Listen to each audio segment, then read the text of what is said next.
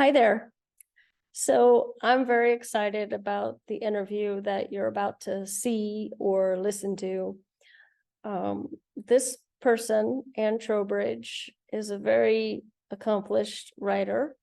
She's a romance author who has many published works. She's been writing for a lot of years. And it's given her time to work her stories and rework them and improve them. And as she said in the interview, Kindle Vella really helped to re-energize herself as a writer. And so she has some works published on Kindle Vella, and she has other works published just on regular Kindle. And she has paperbacks out, which you can find at Walmart and Barnes and Noble. And anyway, I put the links in the description below in the show notes. And yeah, I think you'll find, I think if you are a writer, you will find this interview very helpful. And she talks about the way that she markets her books.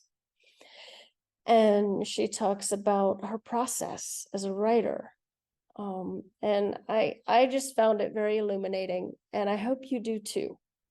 And so without further ado, I give you Anne Trowbridge. Anne Trowbridge, welcome. Thank you for meeting with me. Thank you for having me. This is awesome. So I've now read two of your books. They're both Kindle Vella. I read The Distance Between Us and The Second Chance Romance, Hidden Identity and Second Chance. I think that's what I find most striking about your work is the sort of the themes there.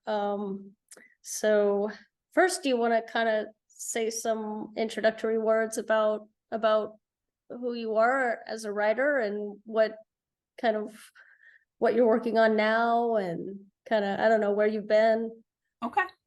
I think where I am as a writer is sort of, we were talking about themes. My theme, I think, is realizing dreams, even, you know, even when maybe you thought that they were long ago buried. I had always wanted to write a book. And when I first got married, I had done a bunch of traveling with my husband on our honeymoon, and then with some girlfriends, and I finally had some ideas start sparking for some stories. So I took the plunge and I started writing, and I wrote my first book, The Bridesmaid, which is also on Vella. Okay. And it kind of got the juices flowing. And I liked that idea of like trips kind of as inspiration. And that's kind of what got the idea hopping for The Honeymoon, the second chance romance that you read. This idea of a couple stuck on their honeymoon in sort of this disaster of a honeymoon, and can they fix what went wrong?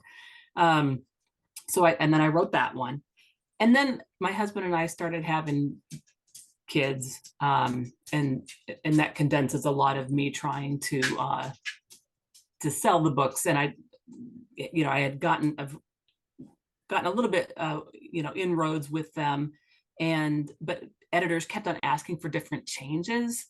So I ended up with like different versions of my stories, and I don't know. I was just frustrated, and I put them all aside, and we had our kids, and that was kind of that for years.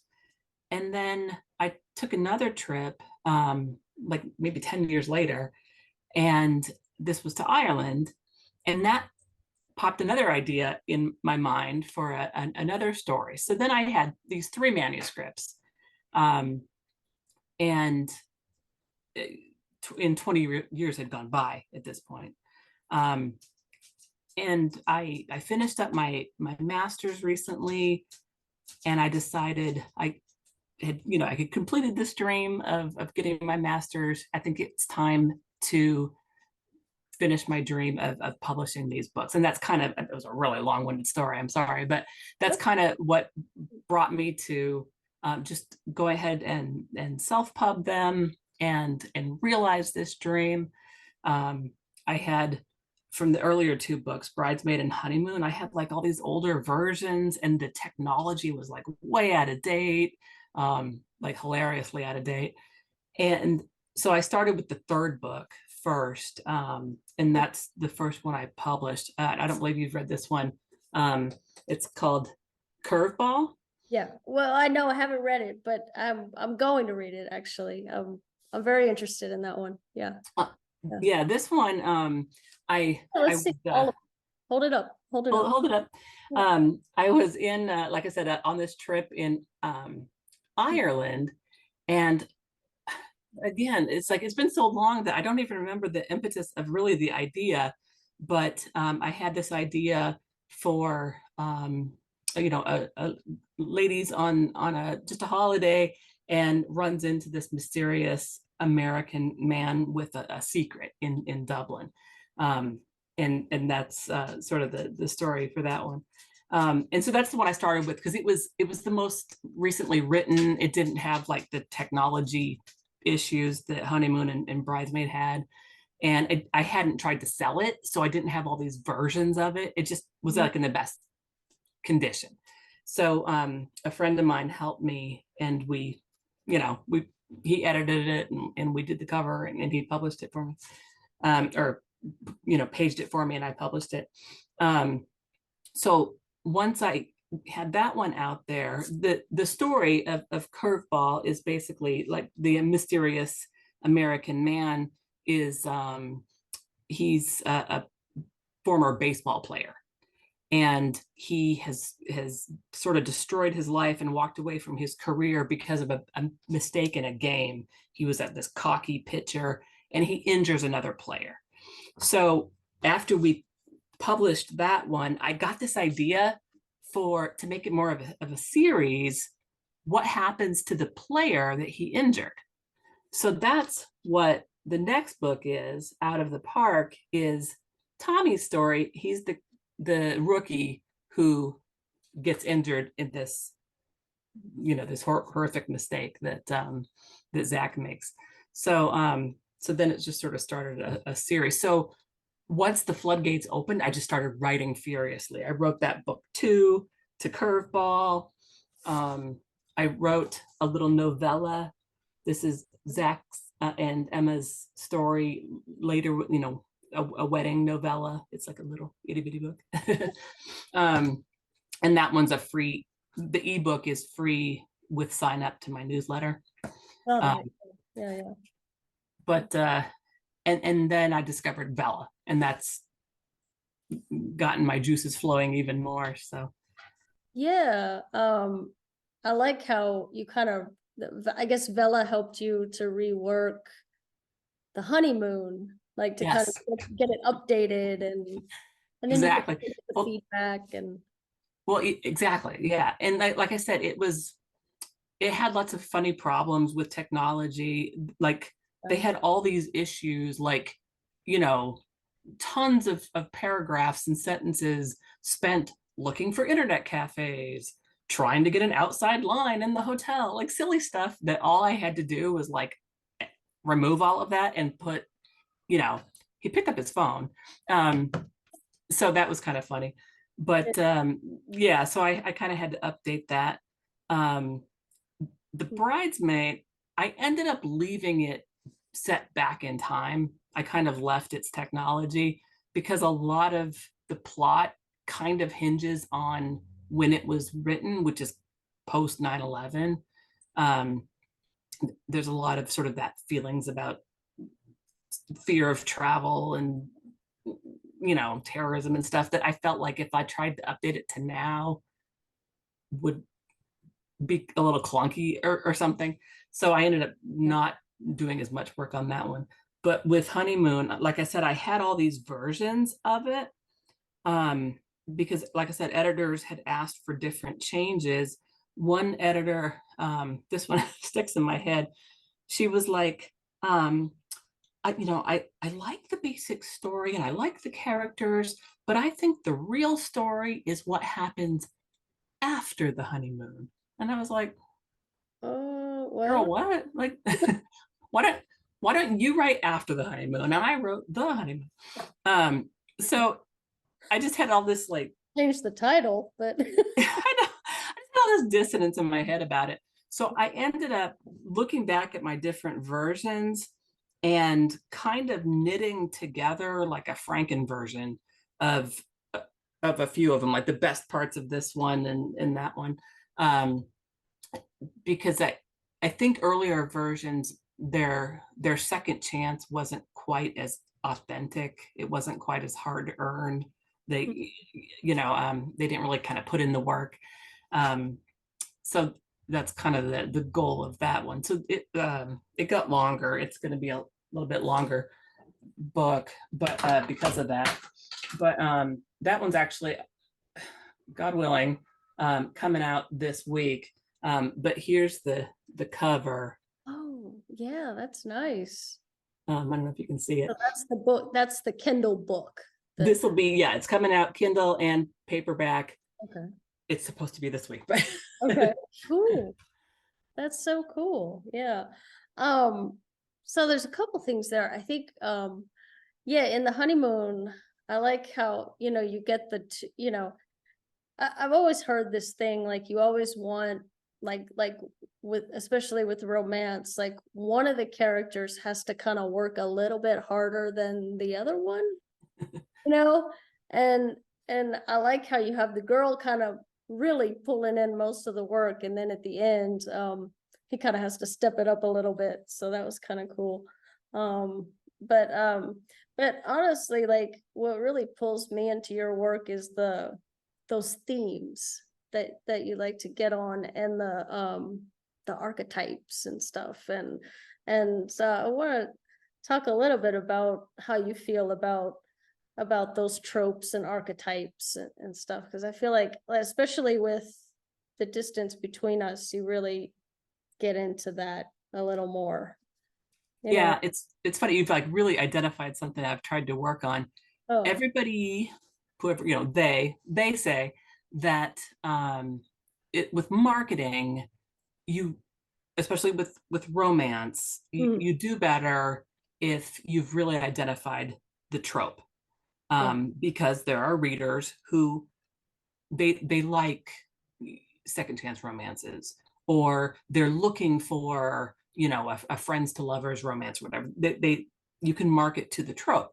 Mhm. So I hadn't thought about tropes in my earlier books. I just wrote what I wanted to write in the bridesmaid and in the honeymoon. So it wasn't until I was trying to publish them that I sort of retroactively looked back and thought, oh, well, I guess the honeymoon's kind of a second chance romance, isn't it? Mhm. Um, so it was really sort of, I was trying to shoehorn in a trope just in trying to think about marketing. So I was trying to be like better about it with the my work going forward, rather than play guess a trope after I'm done. Um, More kind of right to it. So Yeah. I tried to do that with the distance between us, Mhm. which, and as you said, the subtitle I put a hidden identity romance. Mhm. But it's kind of funny because it's hard it's hard to like even nail it down, because it's also sort of a grumpy sunshine a little bit, and it's sort of like a pen pal texting kind of trope also, so it's like, well, which one is it more? Like, I'm not very good at this. But I'm trying to make Yeah. it I clear to the market what it is. I think it's definitely more hidden identity, you Then know. those other things, okay, good. Definitely. Yeah, because he's not really grumpy. Like, Yeah, more like broken, right? My grumpy, yeah, my like kind of grumpy characters are more just sort of yeah, broken, which yeah, I'm not very good with grumpy, I guess.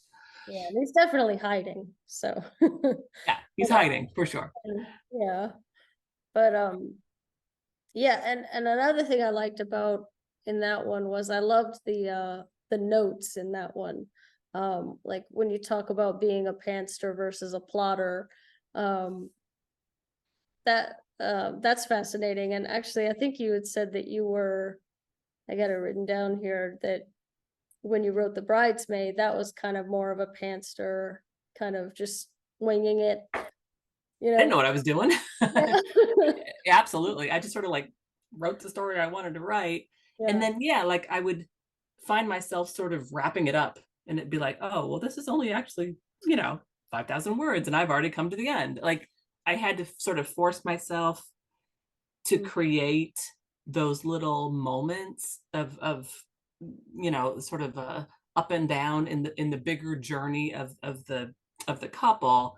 There Yeah. has to be you know smaller moments and bumps in the road and that sort of thing. So that's where I realized, girl, you got to outline this. This is not going anywhere, you know anywhere good. So I sort of realized early on that I am not a pantser. I Um, have to plan it out. I just have to. yeah, yeah. So, did you have like, did you kind of do that on your own, or did you have some educational, like I don't know what you got your master's degree in, but was that like, Well, my background's kind of all over the place. I was in publishing for years, educational publishing. okay, I it was like school used to be books or Prentice Hall, yeah, like textbooks. Used to be Prentice Hall, now it's Pearson. I was there 18 years. okay, Um, but the whole industry is kind of shifting and changing, and I ended up going into teaching because you can use like an existing degree and take some classes and become a teacher in my state. So I now teach middle school language arts, but I I decided I needed a little bit more than just the few classes to become a teacher, to really help my students. I, they have a lot of like reading issues that I just didn't really know how to help them with. So my degree, actually, I'm a reading specialist. I've got that certification now, master's in reading. Um, so yeah, I didn't really have like formal yeah, training, but my background is all sort of well, in yeah, like how, writing and books and yeah, like I mean, helping people to read and just working in textbook publishing, like all of that. I'm sure you learned plenty of structure doing all of that. it helped. Yeah, Yeah, for yeah. sure. And then my friend who's actually helping me publish my books, I met him at Pearson, what is now Pearson. So he and I like know how to put together like, a professional looking book. We weren't just winging it. We know, you Yeah. know. Yeah, so my notes are kind of a mess. They don't have any structure to them, but basically I wrote down a few things that came to me while I was reading The Hidden Identity romance. And I noticed, I think at one point you said in one of your notes that you hate love triangles. Hey, So as a reader, I don't want to read love triangles. yeah, yeah, yeah. Because That really is the fun thing about Vella, is because you can make those personal little comments. oh yeah, You don't have that opportunity in a regular, publishing environment. And that's what makes Vella so personal. I can make those sort of little goofy behind the scenes comments. I think I mentioned that the distance between us, that series, is the first time I'm writing in first person, and I sort of blathered on about how I didn't used to like first person, but now I've grown to really love it. And romance as a whole has sort of shifted to the preference of first person point of view. And I sort of talked about that, and I put in a little poll about whether people prefer first person or third person. So it's fun. You can sort of interact with your readers in a way that you can't really otherwise. Yeah, I don't I probably participated in that poll, but I don't remember what I Don't said. remember your answer? I probably said I don't know because it's hard. It's hard. I mean, I like just if it's written well, it's good. Well, that was one of my choices. Yeah, It just has to be written well, yeah, so that's yeah, probably what you it answered. has to be written well. Yeah. Oh, the miscommunication trope. Talk about that. That was in your episode 20 note for the same story. Um, what do you mean by that? Like, Um, Sometimes as a reader, hmm, you're reading a book, a romance, and there will be a whole problem between the couple simply hinging on the fact that they're not talking to each other. If only they had said, you know, yeah, whatever, admitted something, or had one single conversation, none of whatever unfolds after that would have happened. And yeah, as a reader, that can be really like frustrating, it just feels cheap or something. So yeah, I can't remember exactly what the point in the story was, but I remember writing the note like, I think I'm flirting a little bit here with the miscommunication trope, but oh, for whatever reason, I had to a little bit employ it. I think what I was saying there was that Max, this character who's sort of hiding his identity, he's had this great trauma in his life, um, but is trying to grow and be better so he can be with Lily. Um, has obviously is not going to be a good communicator. Like he's not been doing it. He's been hiding and not talking to anybody. So that's I think what I was trying to say was, I'm aware that this a little bit flirts with the miscommunication trope, but yeah, it's true to the character. He doesn't know how to communicate. yeah. I find that very interesting. I want to try to notice that more in other stories, like, you know, I just want to try to notice when authors kind of do that, you know? Well, yeah, it just, I mean, sometimes it works, but sometimes it's frustrating. You're like, oh my gosh, would you just talk to each other? Like, um, and that's when it gets, annoying as a reader. Yeah, yeah. But I mean, sometimes maybe they're not ready to talk yet. Like maybe even if they would try to talk about it, they would still be that because they're not quite where they need to be individually. Haven't Yeah, processed it. yeah, Yeah, yeah. exactly. Yeah, you already mentioned the grumpy sunshine thing. Yeah, I didn't really think that that applied too much. Well, But she's a definite like yeah, stereotypical sunshine, but yeah, he's not really grumpy. He's just kind of yeah. Well, I like how you kind of pull back a little bit from that stereotype, even with her, because I mean, she kind of has that bad thing, said about her, and she gets kind of down, and she has her moment too. So yeah, yeah. her moment of self-doubt. That Yeah. book sort of launched, and I didn't it kind of in the same way that once I'd written Curveball, suddenly I had this idea for continue it as a series and writing about that other character. That kind of happened with this series. I wrote this hidden identity story about Yeah. this poor broken man and this sort of little burst of sunshine that he gets a crush on, and in the story he's got these two brothers, and almost I wasn't very far at all into that story when it was just screaming to me, oh my gosh, this is a series, you've got to write about these two brothers. Yeah, yeah, um, yeah. so I just actually finished, like in the last couple of days, the second book, and it's up on Vella now, about Jake, the Yeah. brother who's been helping Max. And so I finished that, and I laid down tracks in the end of that one to kind of launch the third brother's story, Mitch, the one who's sort of isolated from them off in California. Hmm. And it it was like so clear in my mind that it's just pouring out of me. I wrote 3 chapters yesterday, 2 chapters today. Like that story is just like blah, blah, blah, blah, coming right out of me. So the series will be complete before the summer's over, the way I'm going. Well, it's going to be a trilogy, the Cruise to Love series. Yeah, Cruz. Well, that's their last name is Cruz. So Yeah. I was trying to be like clever.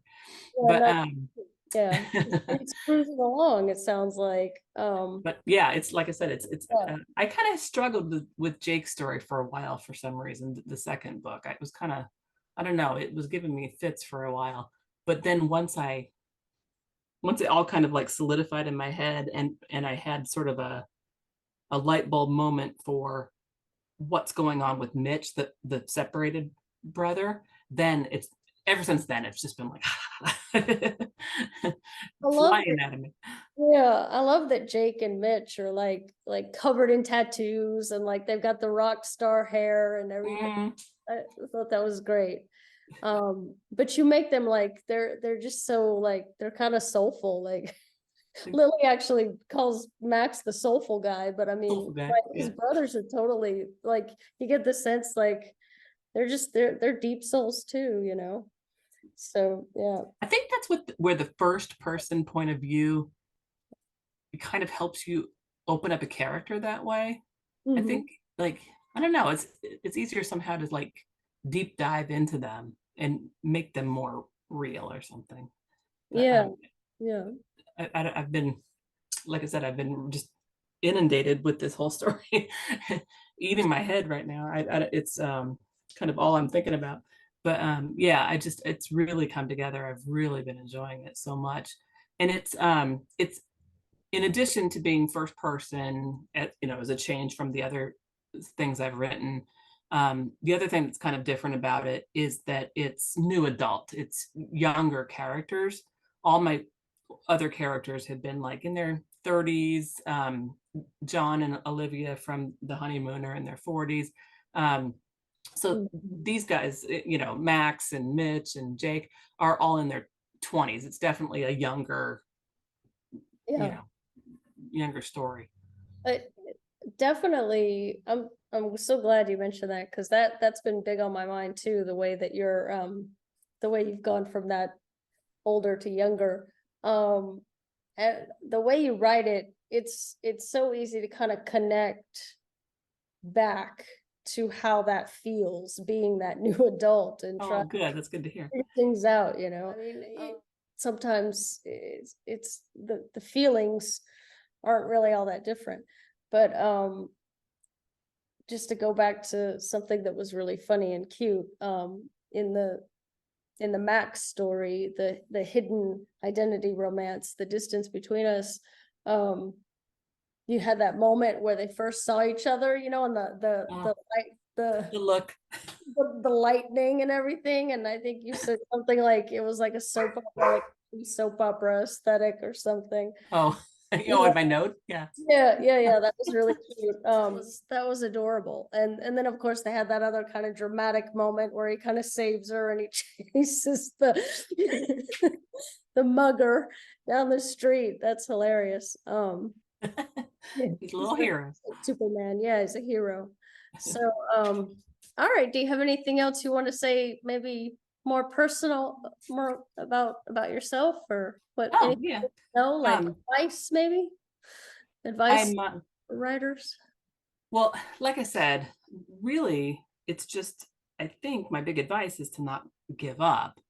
I shopped and shopped and shopped Honeymoon and Bridesmaids so hard, back, and this was back before you just did everything over email. So, I'm printing out copies of my manuscripts and mailing them and waiting for months. And, it was just, it was a lot of work. And I've got a whole stack of rejections or, oh, we like it. Would you change this? And then you change it.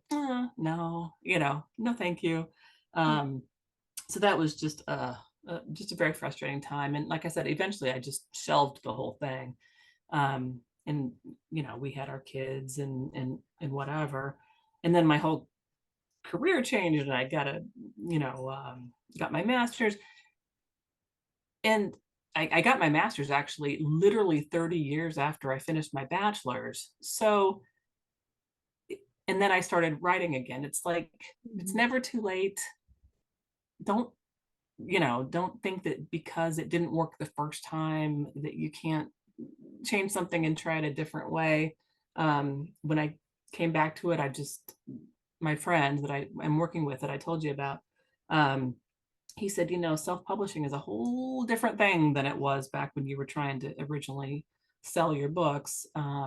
So I Yeah.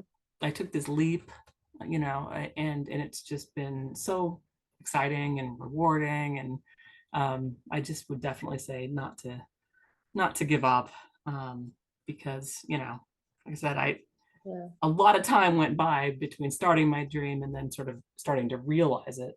And I don't know, I really think that's the takeaway for me, is not to give up. And I have to tell myself that too, because it's not like, um I'm still trying to build up an audience and find my readers and figure out marketing and all those things. That there's still a lot to learn and a lot to do, but I don't know, I'm enjoying it. It's fun. I I don't know, definitely just keep going. Yeah, I think you have the right idea. Just having fun with it and Mhm. just cut yourself some slack and Yes, just let yourself make mistakes sometimes and then just get back on and second chance, right? that's right, there you go, second chance. It's a trope. Yes, it is. Yeah, Well, thank you so much for this opportunity. absolutely. This has been Yeah, fun. it was fun. Yeah. Well, enjoy the rest of your Saturday. Thank you. You too. Thank you. All right. Bye. Bye-bye. Bye.